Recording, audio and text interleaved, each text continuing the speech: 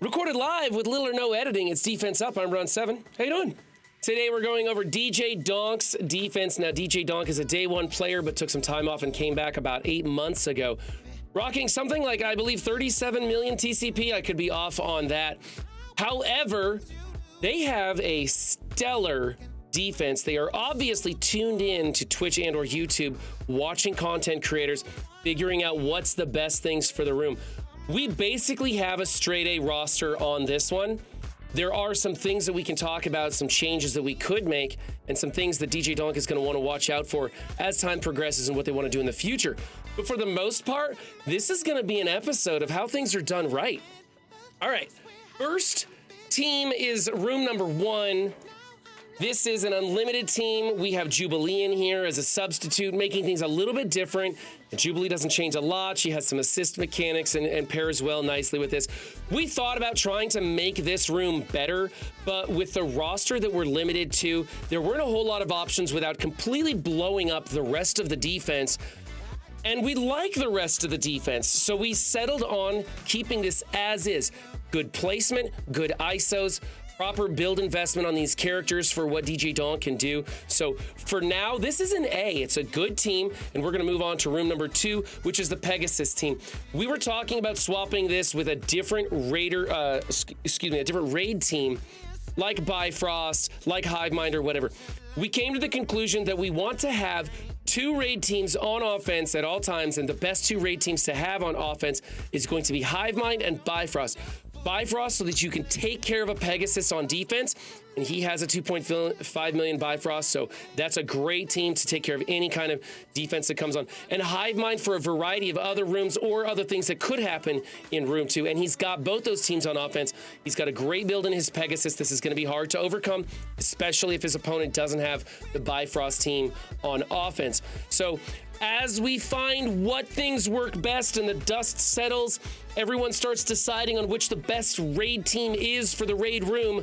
It's starting to look like Pegasus is simply the best thing to put on defense because of the other raid teams that allows you to use on offense. Now, one thing we did talk about is Spider Society is on the rise, and even with the reworks that Scopely made to that team, we're finding that because of a complicated order of operations system, it doesn't matter, they still suck in the raid room and they get trounced.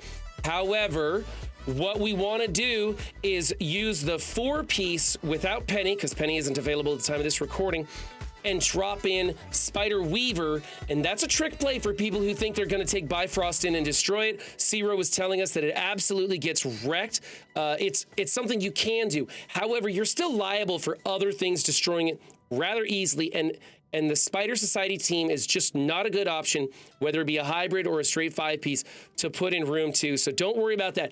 However, there's a lot of good offensive things that they can do. So once again, another raid team that's good for offense. So in the future, if Donk wants to do a trick play, he could drop Spider Weaver and the Spider Society team in here. But at this time, just not a great idea. And we like this Pegasus. It gets another A. Room 3 is the extreme with Noir. Now, what's going on in the aggro room is that everybody but Noir has offense up on spawn because of what Spot does for the team, and then Noir goes super duper fast, and everybody assists Noir, and you blow things up. So in other rooms, we would make Forge a raider so you couldn't ability block him if they were in room 1, but we don't have to worry about that. So Forge can be either a healer or a striker. I think that if you're building for raids, you should probably make Forge a level 5 healer because of all the healing in his kit, and he just doesn't pair well with other ISOs. But technically, the best ISO for this room and this spot is the Striker ISO. So once again, we have another great placement, great ISOs, everything we really like. It's another A team. This is a really good team. We could move this elsewhere, like we could swap this with room 1 or move this over to 4 or something, but we need to move Noir out of the team and put Jubilee in this team and Noir over to room 1 and stuff. It's a lot of work, and we don't want to blow this up because this works great, especially at his size. So another A, and we move on to room number 4. We didn't like this in room 4 because the Infinity Watch is, one, it's really small for Infinity Watch. But don't get me wrong, Infinity Watch is so rugged. Even a 1 million Infinity Watch is a lot better than a 2 million just about anything else. And so you still want to use them because they just stand up to so much damage. But this probably isn't going to pull a Masters of Evil or anything crazy. And so we're kind of thinking that we do need to make a change with this team. We don't have anything better to replace it with. It's still big enough and maybe could even benefit from a little bit more investment, bringing it up closer to a 1 million level. However, if you don't want to invest in this team, you can still throw them in here. But what we would like to do is swap room 4 with room 5. So for now, I'm going to say this is an A- because it's a little bit on the skimpy side, though we don't have a much better option. So we are going to swap these rooms, and we're going to take this, what's in room 5, and move it into room 4, where it stands up better to the oncoming damage. This is the Out of Time with Black Knight, full 5-piece team. And in room 4, the enemies that go against it are mostly going to be villains, and those villains are going to have 25% less health, which means when they attack into Black Knight and he retaliates, he's going to have an easier time cutting them in half. That's the main reason for moving this into 4 and bringing the Infinity Watch into room 5. Infinity Watch is going to do basically the same thing in 5 that it does in 4, so you might as well get more value out of this Out of Time team. We're not super excited about the Out of Time 5-piece. There's several things that defeat it, like Tangled, Eternals. I think there was another one in there too. Some different things that kind of flip things and blow it up. Big Time Spider-Man does a lot of damage to this. You get somebody that goes in early, flips all the stuff on Black Knight, and then you bring in somebody a little bit slower and they stun him, and then it kind of neuters the team. Because this is basically a B-tier team held together with an S-tier tune. And what we would like to do is take that S-tier tune and put it on a better team. There just isn't any other options. So it's another A, but we're going to move this over to room 4 to get a little bit more value out of it. I don't want to give it an A- because I think it's well built, well placed, and it works okay in 5. It's just going to work better in 4. All right, and finally in room 6, we have the Secret Defenders with MLF and Dormammu. What's going on here is that MLF is going to change the speed of the team. She's going to rewind things and make it tough for the New Warriors to beat this. It's very hard to overcome this with New Warriors unless you have an incredibly well-built New Warriors. Also, placement is crucial on this defense. You have to have MLF hidden behind Black Cat. Put her in the corner, put Black Cat over the shoulder, just like this. Because Black Cat has that immunity, and the New Warriors can't spread things to MLF. And you're forced to work off of a different 3-piece like Dormammu and spreading it over to Robbie and Hardlight, which is still pretty good, but MLF will be allowed to take her turn. You won't be able to control her, and she's going to rewind the New Warriors and make that team not work the way you want it to. Something that we talked about is that this MLF is a little bit small, and we were like, well, we either need to build MLF bigger or maybe take her out of here. And then Juicy showed up in chat and said, well, wait a minute, let's think about this. With lower focus on MLF, if she's not landing negative effects, it means that she is rewinding, and that's even more important. So a big MLF is good, but we're telling DJ Donk to leave her at level 95 for now, watch the replays and see how she performs. If your replays are working. At the time of this recording, replays weren't working. Fix your game, Scopely!